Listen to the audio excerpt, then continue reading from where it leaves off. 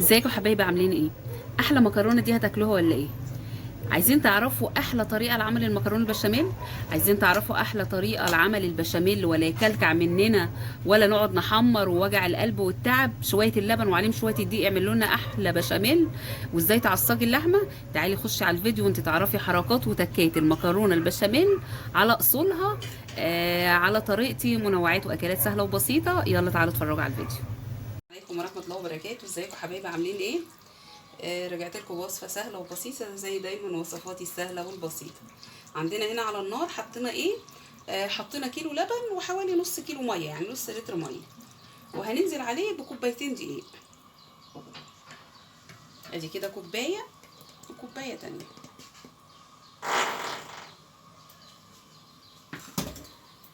ده كله على البارد، ونفضل نقلب كده لحد ما الدقيق ايه يدوب في اللبن. وفي اللبن ده انا حاطه ايه؟ حاطه شويه ملح.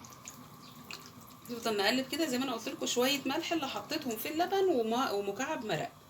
حتى كده مكعب مرق هتحسي ان الايه الشوربه كده فيها حاجات كده، دي مش حاجات سودا ولا حاجه يعني، لا ده مكعب المرق لما ايه، لما حطيته في اللبن.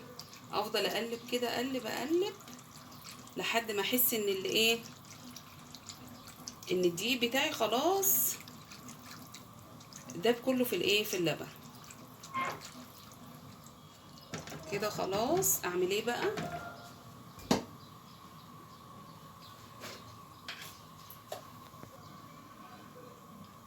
معلقتين كده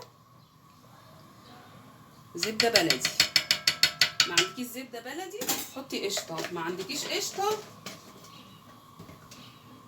حطي اي نوع بقى ايه، ماده دهنيه انت تحبيها. بس طبعا يعني الايه، ممكن تحطي برضو 2 جبنه نستو، حلوه قوي برضو اللي هي المثلثات دي. حطي قطعتين او 3 قطع، وافضل اقلب كده، اقلب كده. خلاص الدقيق كله ايه، داب عندي. اولع بقى البوتاجاز. خلاص يا حبايبي اهو. افضل اقلب كده زي ما انتم شايفين، واسيبها تاخد وتدي مع نفسها بقى. عندنا هنا ايه؟ ده ايه؟ ده نص كيلو لحمه. دي لحمه معصجه. هعملها ازاي بقى اللحمه المعصجه؟ انا بس عشان الفيديو ما يبقاش طويل، جبت اللحمه اللي عندي وحطيتها على النار، فضلت اشوح فيها كده حوالي 5 دقايق، ونزلت عليها بالبصل والفلفل اللي عندي. ما تحطيش البصل الاول، دي حركايه كده وتركايه يعني في تعصيج اللحمه. ما تحطيش ما تحطيش البصل الاول والفلفل، لا، حطي اللحمه الاول وبعدين انزلي عليهم بالبصل عشان يضاعف كميه اللحمه عندك. لو حطيتي البصل ونزل الميه بتاعته ودبل هو والفلفل وحطيتي اللحمه، هتحسي كده اللحمه فيها ميه ومش هتقطع معاكي. لكن انت كده هتقولي طب ما لون البصل هيبقى ابيض، لا، ما انا حطيت له كده، تحطي له نص معلقه بابريكا ومعلقه صلصه، هيبقى باللون اللي انت شايفاه ده. وتنزليه على النار وتحطي التوابل بقى، فلفل اسود وكمون وكزبره وشويه شطه لو بتحبي. هيبقى عندك لحمه متعصجه كده زي الفل. ده اللحمه عصجناه. بصوا حبايبي، هنا ده كيلو مكرونه بسلقه اهو. طبعا انتوا عرفتوا كده انا بعمل ايه. انا بعمل مكرونه البشاميل بحركاتها وتركاتها. عملت معاكم البشاميل على البارد. البشاميل لما تعمليه على البارد بيبقى حلو قوي، بيبقى خفيف. ما تقوليش لا هيكلكع مني، لا طعمه مش هيبقى حلو، لا الدقيق هيبقى عندي ني. لا، هو الدقيق مش هيبقى ني، ما انت كده كده بتسيبيه على النار. الدقيق كده كده بيستوي، هيبقى ني عندك ازاي؟ بس هيبقى خفيف احسن ما انت تقلبيه في الايه، في السمنه عندك. هنا كيلو المكرونه عملنا ايه؟ ما حطيناش زيت في ميه السلق. ما تحطيش للمكرونه البشاميل اللي هتعمليها زيت. الزيت كده مش هيخليها تمسك البشاميل اللي يمسك فيها. عندنا ناس شغاله في الشقه اللي تحت بقالهم شهر، بصوا طالعين روحنا في الصوت ده، صوت الشنيور ده، معلش بقى. ايدي تبقى شغاله يا حبايبي في الايه، في البشاميل اللي عندي عشان ما يكلكعش برده. بصوا احلى بشاميل. كل اللي تحطوه له هتحطي مكعب المرق وتحطي شويه فلفل اسود وتحطي الملح. تظبطي انت بقى الملح، يعني الملح ظبطوه في كل حاجه. خلاص ايدي تبقى شغاله كده. يبقى كده خلصنا تعصيج اللحمه اهو، والبشاميل اللي هيتعمل عندنا، والمكرونه اهي زي ما قلت لكم، شويه ملح بس في ميه السليق. خلاص كده احلى صينيه مكرونه هتاكلوها من ايدي، منوعات واكلات سهله وبسيطه. بالله عليكم لو وصلتوا لحد الثانيه دي، بصوا ما تبخلوش، انا شايفه ايديكم اهو. دوسوا في صفحتي على الفيسبوك على طول كده، يعني ايه متابعه، كلمه كده باللون الازرق. وبرضو على قناتي على اليوتيوب منوعات اكلات سهله وبسيطه. بالله عليكم بالله عليكم دوسوا اشتراك واللايك طبعا عشان اكتر ناس تشوفني. معلش حتى لو هتستفادوا تركايه بسيطه، يعني هتستفادوا وهتفيدوني برضو. خلاص كده اهو المكرونه لازم نقلب فيها على طول، ايدنا شغاله فيها عشان ما تلزقش من عندك من تحت. اخلص بقى وارجع اوريكم هعمل ايه. بصوا حبايبي، شايفين قوام البشاميل ما شاء الله اهو، يا دوبك ياخد غلوه كده وخلاص كده يبقى البشاميل خلص عندي. شايفين ولا مكلكع واسهل من السهوله. بدل ما تقعدي كل شويه بتحطي، بصراحه انا كنت الاول بعمل بطريقه ان انا احمر شويه الدقيق، اما تيجي تحطي اللبن عليه تقعدي تقلبي كده كتير، بصي بيتعبك. لكن كده بصي في ثانيه، وكده كده الدقيق كده كده ما انت حاطاه على النار فهيستوي. تقوليش لا مش صحي ده هيبقى ني، لا مش هيبقى ني، مش هيبقى ني خالص. جربوه بس وهتدعوا لي. خلاص كده خلاص البشاميل اهو. شوف بقى المكرونه عندنا، وزي ما قلت لكم تقلبوا على طول، يعني فاضل لها شويه كده، لسه نيه شويه اهي.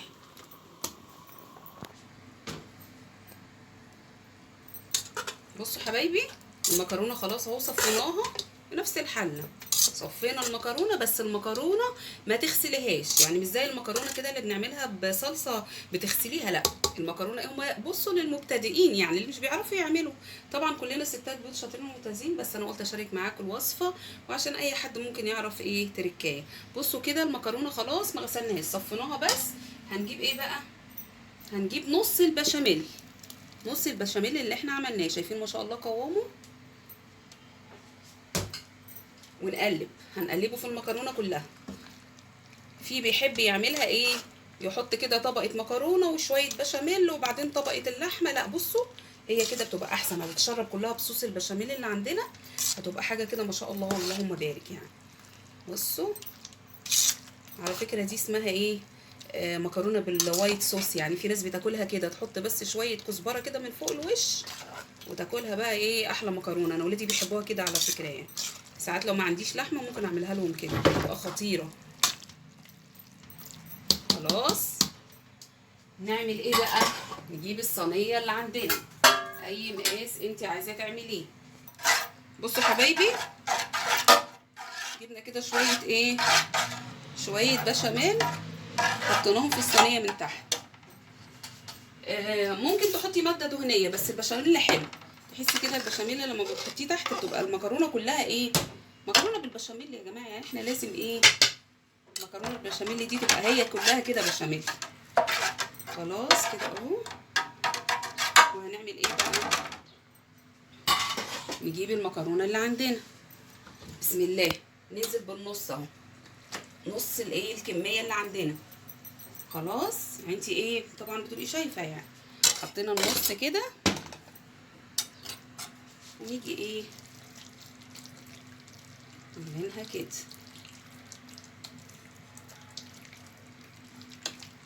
شايفين؟ شايفين؟ شامين الريحه؟ لا شايفين؟ بس حاجه كده اللهم بارك هتعجبكم قوي. يعني كل ما قللتي المكرونه كل ما المكرونه بالبشاميل اللي عندك بتبقى حلوه خفيفه. معلومه يعني ما تخليش المكرونه كتير، يعني خليها كده ايه سمكها يبقى معقول. خلاص كده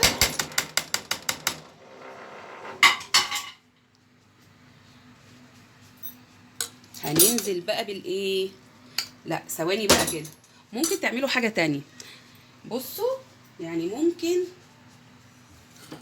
انه بقى كده خلاص نحط اللحمه اللي عندنا نوزعها كده. نحط النص كيلو كله عشان الصينيه كبيره. ما تسيبيش حاجه، اللحمه غاليه، كيلو اللحمه ب400 دلوقتي اهو. ما شاء الله احلى صينيه مكرونه هتاكلوها من ايديا. خلاص نوزع كده اللحمه. شايفين؟ في ناس كتير ما بتعرفش تعملها مع انها سهله جدا، سهله سهله يعني.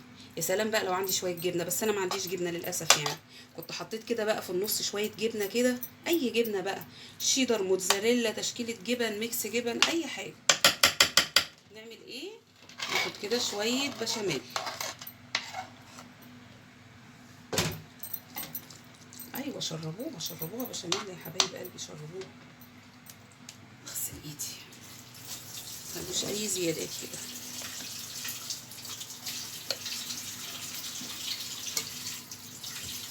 خلاص اهو كده. وزعي معلقتين البشاميل كده بدل الجبنه يعني. خلاص في النص كده، وننزل بباقي المكرونه اللي عندنا.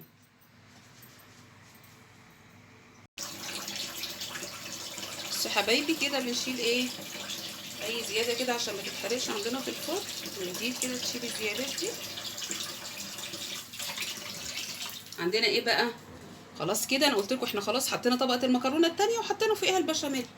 خلاص هنا بقى ايه، جبنا معلقه بشاميل على بيضه على شويه فلفل اسود بس، وتقعدي ترجي فيه كده كده كده. ده بديل الايه، طول عمرنا يعني، طول عمرنا اهالينا كلهم بيعملوا المكرونه، واحنا كنا بنعملها زمان بالبيض، ولحد دلوقتي يكون في ناس كتير بتحبها بالبيض. انا برضو بحبها بالبيض. ما عنديش جبنه بعمل بيض، عندي جبنه بحط جبنه فوق الوش تديها لون يعني. هو البيض ده بس عشان لون يعني، يديها اللون.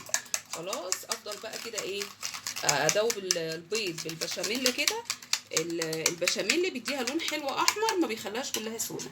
واوزع كده كده كده كده كده، وهيساوي برضو دلوقتي. بصوا اهو، احط الخليط كله كده، فلفل اسود عشان ايه، يشيل الزفاره بتاعه الايه، البيض. خلاص كده، وبيديها طعم حلو برضو.